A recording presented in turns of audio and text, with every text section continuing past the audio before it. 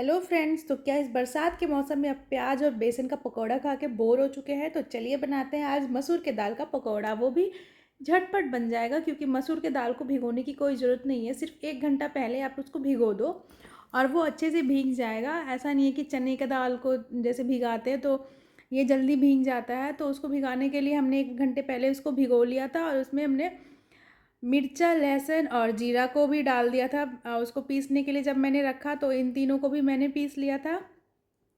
और उसमें हमने गाजर को कद्दूकस कर लिया था। 2 गाजर बड़े बड़े थे, मैंने उसको कद्दूकस करके डाल दिया।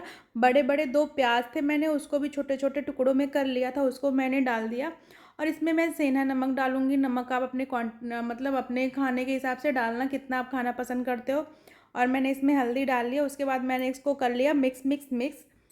तो चलिए अब मैं आपको चने की दाल का 2 तरह का पकौड़े बना के सिखाऊंगी। एक तो जो बनता है डीप फ्राई बोलते हैं, जो मतलब बरसात के मौसम में चाय और डीप फ्राई पकौड़े ही पसंद आते हैं।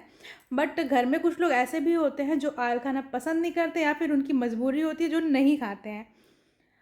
तो उनके लिए मैं बहुत ही थोड़े से घी में नॉर्मल सा जस्ट फ्राई करके दिखाती हूँ कि ये मैं टिक्की बनाती हूँ इसको। तो मैंने इसको जो फ्राई पैन है मेरा, उस पर मैं टिक्की इसका बना के पतला पतला बना के और मैं इसको इस पर सेक लूँगी। तो मैं फ्लेम कम कर दूँगी क्योंकि इसे तेल में फ्राई नहीं होना है, तो इसको अच्छे से पक जाना है। तो मैं इसको अच्छे से पतला पतला कर लूँगी हाथों से। और बहुत हल्का सा पैन में बहुत हल्का सा मैं घी लगाऊंगी और उसको कुछ देर के लिए रख दूंगी। एकदम फ्लेम मेरा कम रहेगा।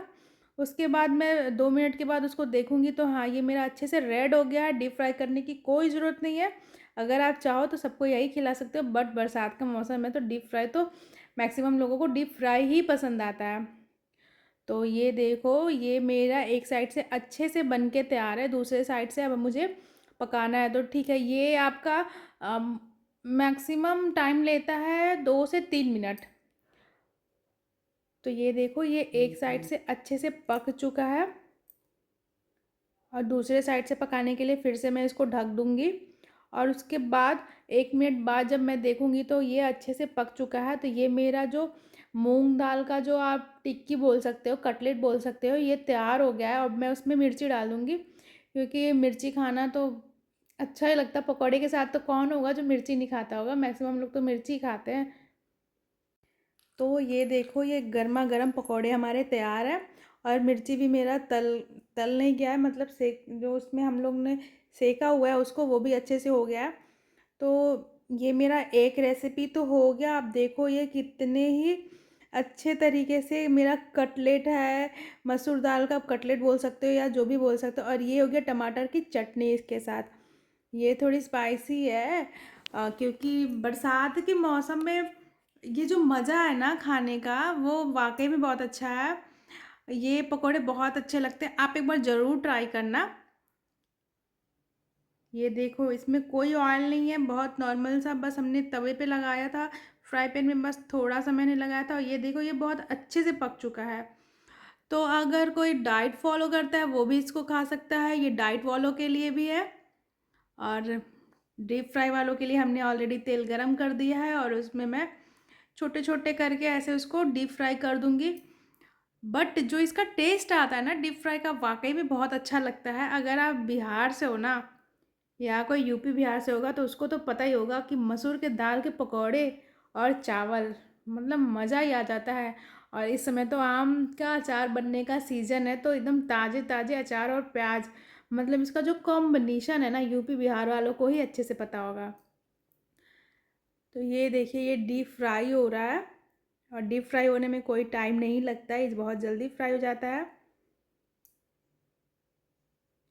आप बताना आपके वहाँ मूंग दाल के पकोड़े में और क्या क्या पड़ता है, तो मैं भी ज़रूर ट्राई करूँगी। बट मैं इसको थोड़ा हेल्दी तरीके से बनाती हूँ। बट कुछ लोग को डीप फ्राई पसंद है तो उसके लिए मैं डीप फ्राई भी कर देती हूँ।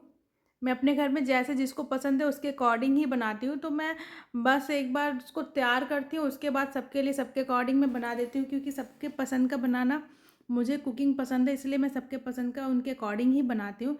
तो ये देखो, ये अच्छे से डीप फ्राई हो गया है। और अगर आप स्नैक के टाइम में बना रहे हो तो पकोड़े और चाय का तो वाकई में बहुत ही मस्त वाला कॉम्बिनेशन है।